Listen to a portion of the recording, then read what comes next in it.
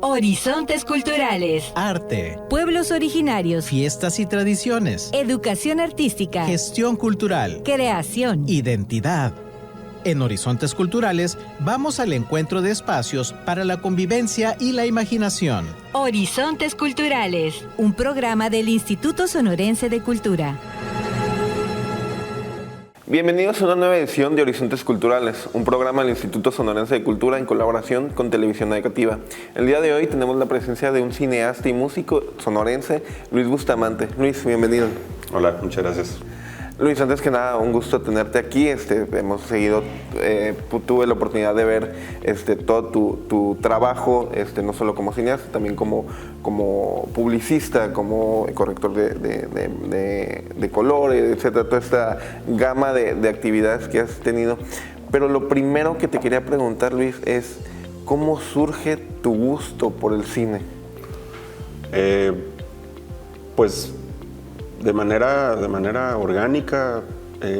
Estaba estudiando diseño gráfico por allá por los 90, mediados de los 90, y me fui a estudiar a México porque no me gustaba cómo estaba la carrera aquí en la ciudad, en la Universidad del Noroeste.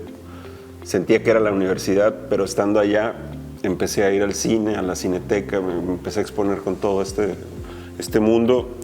Y al mismo tiempo también me di cuenta que no era realmente la universidad, sino que era la carrera lo que no me llenaba, y fue cuando decidí, o me di cuenta más bien, que lo que me gustaba era el cine, ¿no? ¿Cómo siguió ahí el camino ya cuando dices, bueno, ya no quiero ser diseñador, quiero el cine? Cuando tomé esta decisión, busqué opciones para estudiar cine, pero no quería estudiar en México porque realmente pues no comparto mucho como la visión del cine mexicano, y sobre todo de ese tiempo, los 90, ¿no? Entonces no quería estar ni en el CUEC ni en el CCC. Entonces estuve buscando opciones en el extranjero para licenciatura. Encontré una en Polonia, estaba muy feliz, me encantaba la idea porque pues, soy súper fan de Kieślowski, ¿no? Entonces él era maestro ahí en la Universidad de Lutz, o sea, era así como el sueño. Y estuve siguiendo el proceso. Y como a las 2 semanas me citaron porque había ya llegado, no estaba el agregado cultural, y me citó para avisarme que el año pasado habían cancelado la beca porque nadie había aplicado, ¿no? Entonces ahí se murió ese sueño, y entonces lo que decidí fue volverme a terminar en la Universidad del Noroeste la carrera, porque allá en la que había entrado a la UAM era de 5 años, me faltaban 4, ¿no? Y aquí me faltaban 2. Entonces me vine para acá con la idea de hacer un posgrado saliendo, ¿no?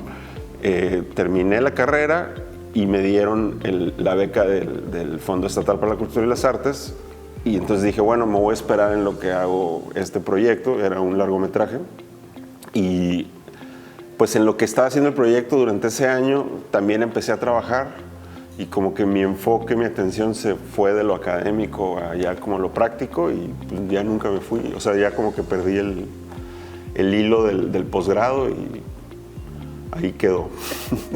Entonces mi formación fue más que nada en la 1. En ese tiempo la carrera, tú podías hacer tu propio plan de estudios, tú escogías las materias. Entonces lo que hice yo fue agarré todas las materias de comunicación relacionadas a cine, a producción audiovisual, sobre todo con el maestro Alex Orozco. Entonces como que yo me hice mi propio plan de estudios de diseño gráfico con especialidad en producción audiovisual, ¿no? Entonces ahí fue donde agarré la técnica, las bases. Luis, me decías que eras fan de Kieślowski. En los 90 no era tan fácil hacerse de este capital cultural, de ver otro tipo de cine más allá de lo que te venía en los cines comerciales o lo que había en la muestra, ¿no? Ajá, Videocentro, Blockbuster, el área de cine de arte que podía haber ahí.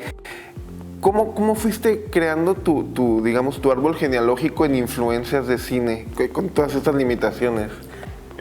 Pues como te digo, principalmente lo que detonó ahí el gusto por el cine y sobre todo ese tipo de cine fue que estuve en la Ciudad de México y empecé a ir demasiado, yo creo, a la Cineteca. Entonces ahí fue donde empezaste a descubrir. Sí, y al mismo tiempo allá en México entré a trabajar en una agencia de publicidad que se llama Wunderman Cato Johnson, como diseñador, y ahí las personas con las que conviví, afortunadamente, eran también, de hecho, uno de ellos, perdón, sigue siendo colaborador mío, es el guionista de una película que ando haciendo ahorita hablamos de eso.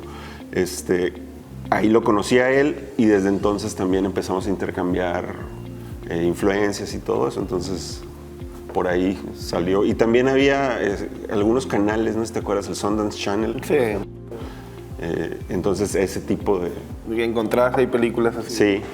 Luis, te iba a preguntar, está el proyecto de Sleepwalk, que es tu primer largo, que me cuentas que estás todavía en la carrera, estudiando. Sí. Ese primer acercamiento, que aparte es de golpe, porque es producir, organizar todo para un chamaco joven, como eras tú en este caso, ¿cómo fue ese primer acercamiento? ¿Fue un golpe de realidad de ver que el cine es muy complejo, que es una suma de voluntades muy difíciles, que es muy costoso? ¿Cómo fue ese primer proceso para ti? Pues mira, antes que ese proyecto, que fue el primer largometraje que hice 2 cortometrajes. Uno que se llama Ejercicio 1. Ese fue realmente como tirarse al agua y ver que salía todavía ni... En un salto de fe. Sí, fue cuando iba regresando del DF, exacto. Entonces, ese lo hicimos, pedimos la cámara prestada ahí en la universidad y para mi sorpresa o para sorpresa de todos quedó muy bien. Incluso fue seleccionado en el Festival Internacional de Cortometraje de la Ciudad de México. Fuimos para allá y todo, con apoyo del instituto, de hecho. Entonces, después de ese hice otro que ya era más ambicioso, se llamaba ¿Por qué revivir un hombre muerto? Pero igual también, ¿no? Sin dinero, sin apoyo, realmente a la buena de Dios, como quien dice. Y ese también quedó bastante bien. Y luego me dieron el apoyo del Fondo Estatal para la Cultura y las Artes en el área de artes visuales. Y ahí fue cuando dije, oh my God. No, con ese dinero lo metimos a la producción de la película, pero pues ya un proyecto de tanta duración, pues sí me di cuenta, o sea, más bien fue mi escuela. Ese proyecto fue realmente mi escuela en muchos sentidos. Lo tuve que grabar 2 veces porque la primera vez... demasiadas cosas que ni siquiera consideré como director, cuestiones desde vestuario, desde la dirección de actores. O sea, se tuvo que volver a hacer, y aún cuando se volvió a hacer, nunca quedé satisfecho. Lo estuve editando, intentando salvarlo como unos 4 años, yo creo. Estuve en ese proyecto. ¿De qué trata, Dani? Es una historia urbana.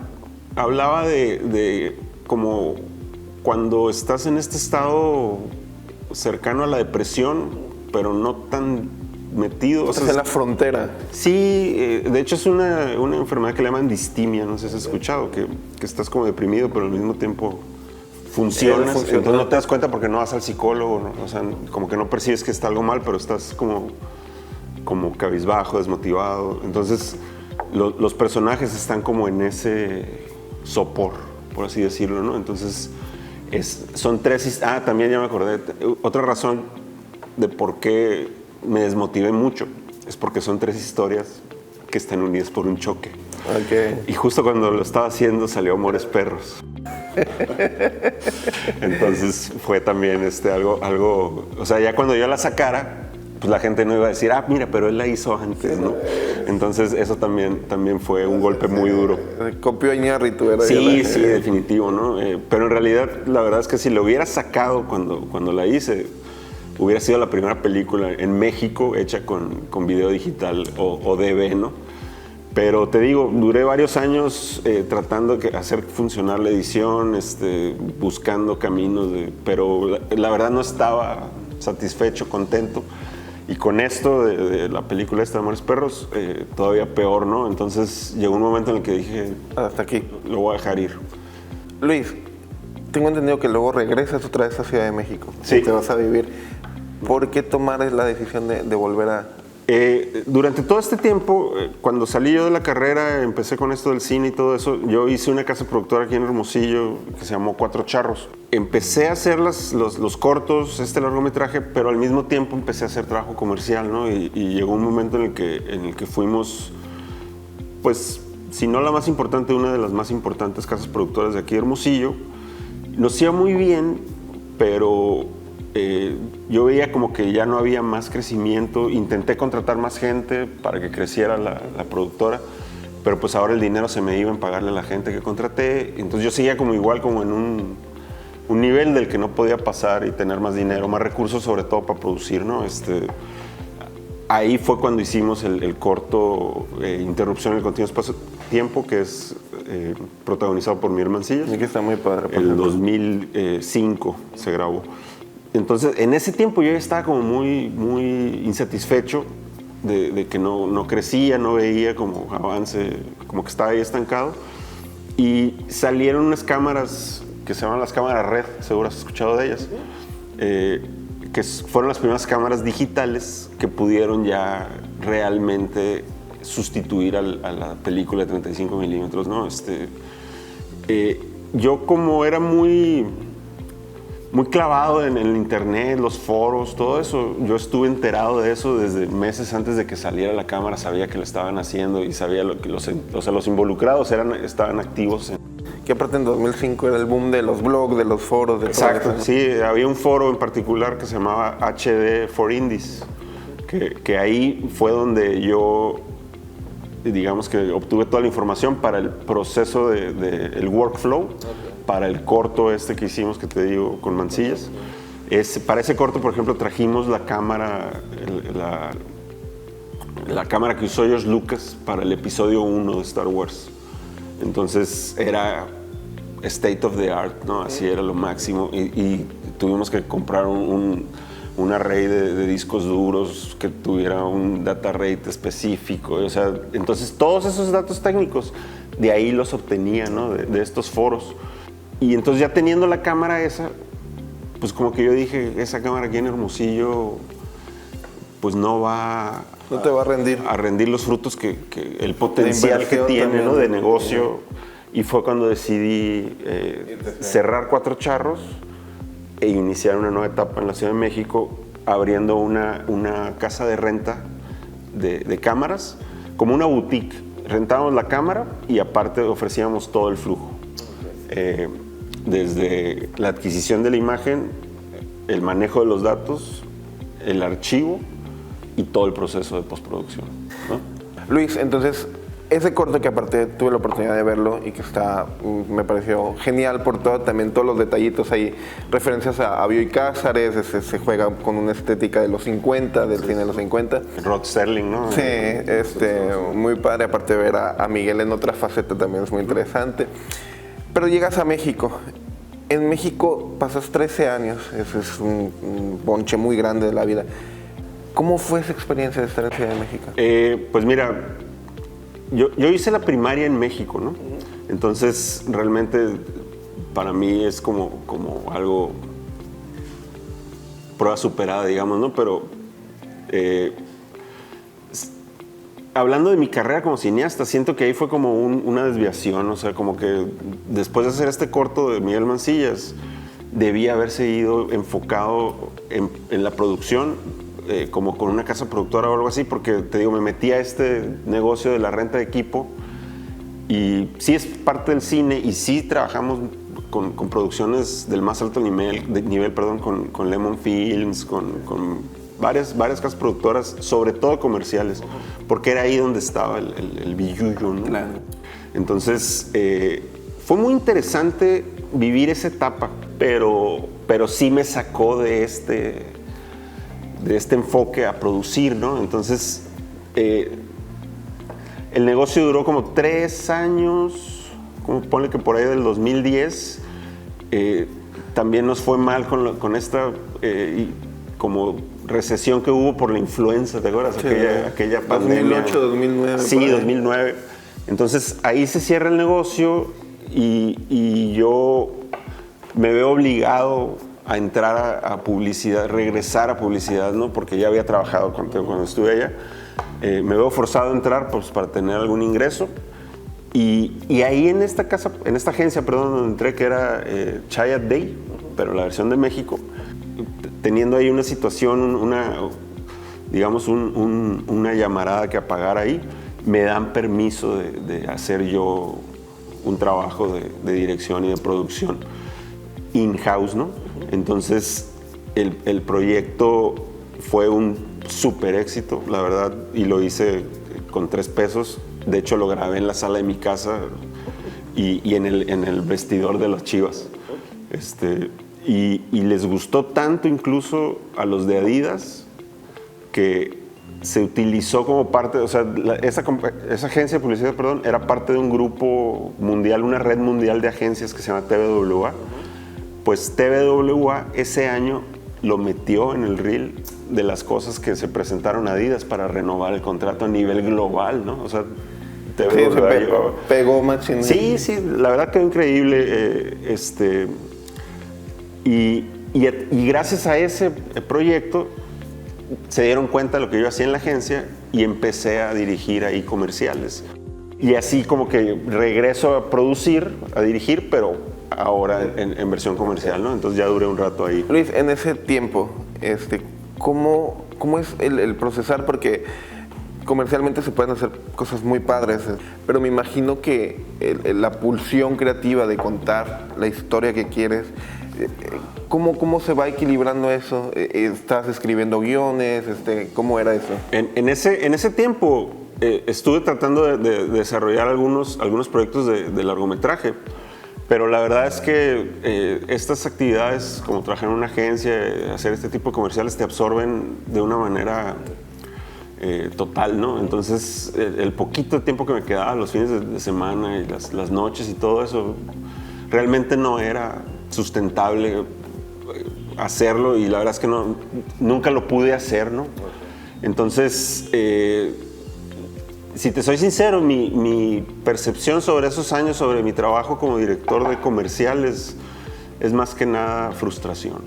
Empecé con eso como en el 2011 y como para el 2016 yo ya estaba sintiendo los estragos de esta frustración, o sea, sentía vacío mi trabajo, que no estaba siguiendo mi sueño, ¿no? Luis, digamos que estás pasando por una situación que pasaron los protagonistas de Sleepwalk. Pues sí, fíjate que justo es eso, ¿no? Nomás que yo en ese tiempo no estaba tan consciente, no había ido con un psicólogo, yo tampoco, pero después, años después, fui con un psicólogo y me dijo que yo tenía esta situación de distimia desde hace muchos años, ¿no? Entonces todo este proceso de sleepwalk y todo ese rollo se vio también influenciado por esa condición médica, ¿no? Entonces te digo, por ahí del 2015 yo ya empiezo a decir, no, necesito buscar nuevos horizontes culturales. y decidí irme a Canadá, irme a Vancouver. Entonces empecé como a planear todo e inicio el proceso para obtener la residencia en Canadá. Y entonces, durante todo este proceso me avisan que se van a tardar como 3 o 4 meses en dármela. Y digo yo, pues esos meses me voy a ir a Hermosillo. Pues llegué a Hermosillo el 10 de marzo del 2020. La pandemia. Entonces, el destino tenía otros planes, ¿no? Luis, llegas a Hermosillo, casi 20, 15, 16 años después de que lo habías dejado. ¿Encuentras algo diferente en Hermosillo en posibilidad, en potencial para hacer cine? Pues mira, me tardé un ratito en, digamos, catotear que pues iba a estar aquí, ¿no? O sea, fue un proceso difícil, de hecho caí en una depresión severa y sí, ahí es donde te digo que tuve que ir con el psicólogo, etcétera, etcétera, porque fue un golpe muy duro para mí de repente decir... ¿Se te truncó el sueño de irte a Canadá? Sí, todo mi plan, todo ya sabes, pues, ¿no? Mi control de dónde iba a estar y todo eso se vio así trastocado totalmente. Y es cuando empiezo esta terapia, etcétera, etcétera. Y como por ahí de los 4 meses, 5 meses de que había llegado aquí a Hermosillo, como que ya empiezo como que a asomarme y me doy cuenta que Hermosillo, la verdad, está muy padre, ¿no? Es una vida muy, muy tranquila, nada del estrés de la Ciudad de México, y empiezo a darme cuenta que puede ser también como un buen lugar para trabajar la producción de cine independiente, ¿no? Que es lo que yo siempre he buscado hacer, ¿no? Y ahí es donde como que digamos le doy la vuelta a la página y acepto que estoy de vuelta en Hermosillo, porque también cuando me fui también era mucha la actitud de ya me voy de este pueblo, nunca voy a regresar. Pecado de juventud, digamos. Pues sí, o sea, como que ya estaba cansado cuando me fui, ¿no? De estar batallando aquí en Hermosillo, pero pues eran otras épocas y ahora ya con el internet, con todo lo que se ha avanzado, ya puedes trabajar remotamente, que es lo que he estado haciendo, ¿no? He estado trabajando remotamente para compañías extranjeras, principalmente estuve trabajando para una compañía inglesa como editor de video senior, hasta diciembre del año pasado, que decido, tomo la decisión verdaderamente de cortar ese tipo de actividad, o sea, digamos, dejar de estar trabajando en publicidad, aunque sea del alto nivel, lo que tú quieras, para poderme enfocar en hacer cine, porque de otra manera nunca lo voy a hacer, ¿no? Luis, hay algo que mencionaste en el primer bloque que me llamó mucha atención y en lo que coincido aparte, de que el cine mexicano cuando empiezas no era algo que te llenara. Me imagino que tiene que ver con temática, con estética, de que se ha hecho el cine mexicano muy homogéneo, con las mismas temáticas, narcotráfico, violencia, etcétera, pornomiseria en muchos casos, y estéticamente son discursos que son muy, no hay discurso, dirían. Pues hay uno nomás. Ajá. O varios, pero muy... Hay cine independiente bueno hecho en México que no llega a los grandes públicos. ¿Cómo defines tú tu cine? Yo lo definiría como cine independiente mexicano que está hecho fuera de la Ciudad de México. Romper ese centralismo histórico. Sí, eso es lo que me molestaba. El chilangocentrismo que dicen. Pues sí, porque si tú analizas el cine mexicano es raro, cine de provincia. Sí, lo existe, ¿no? Pero como acabas de decir, no obtiene la promoción y todos los discursos terminan como que siendo vistos a través desde el punto de vista de un habitante de la Ciudad de México. Finalmente, Luis, ¿en qué estás trabajando ahorita? ¿En qué proyecto? A lo que iba, te digo, decido dejar de trabajar para estas compañías para poderme enfocar en mi siguiente proyecto, que es un largometraje, se llama Doctor Saturno, y es una película de comedia negra, gran influencia de los hermanos Coen, este tipo de comedia, y aparte también tiene elementos de ciencia ficción. Entonces es más que nada un pretexto para hacer como un retrato de lo que es la vida urbana contemporánea en Hermosillo, ¿no? También siento que no se ha hecho eso, que no se ha mostrado al mundo lo que es Hermosillo, lo que es vivir en una ciudad que está enclavada en el desierto de Sonora, ¿no? Los componentes únicos. No hay muchas ciudades en el mundo de este tamaño que estén en el desierto, entonces representa toda ahí una serie de contrastes, de elementos que son muy interesantes y que nadie ha realmente fotografiado. El cine que se ha hecho aquí ha caído más en temas que mencionabas ahorita, narco, histórico, indígena, pero nadie realmente la vida urbana. La vida que vivimos, la clase media. La cotidiana. Exacto, ¿no? Entonces, en eso estoy enfocado ahorita. Ahorita estamos en el proceso de recaudar fondos para estar filmando tentativamente el 25 o por ahí más o menos, ¿no? Entonces, en eso ando. Te vamos a estar siguiendo. Luis, muchas gracias por estar con nosotros. Esto fue una nueva edición de Horizontes Culturales. Estuvimos con el cineasta y músico Luis Bustamante. Nos vemos la siguiente semana. Muchas gracias. Horizontes Culturales. Arte, Pueblos originarios. fiestas y tradiciones, Educación artística. gestión cultural, Creación. identidad. En Horizontes Culturales vamos al encuentro de espacios para la convivencia y la imaginación. Horizontes Culturales, un programa del Instituto Sonorense de Cultura.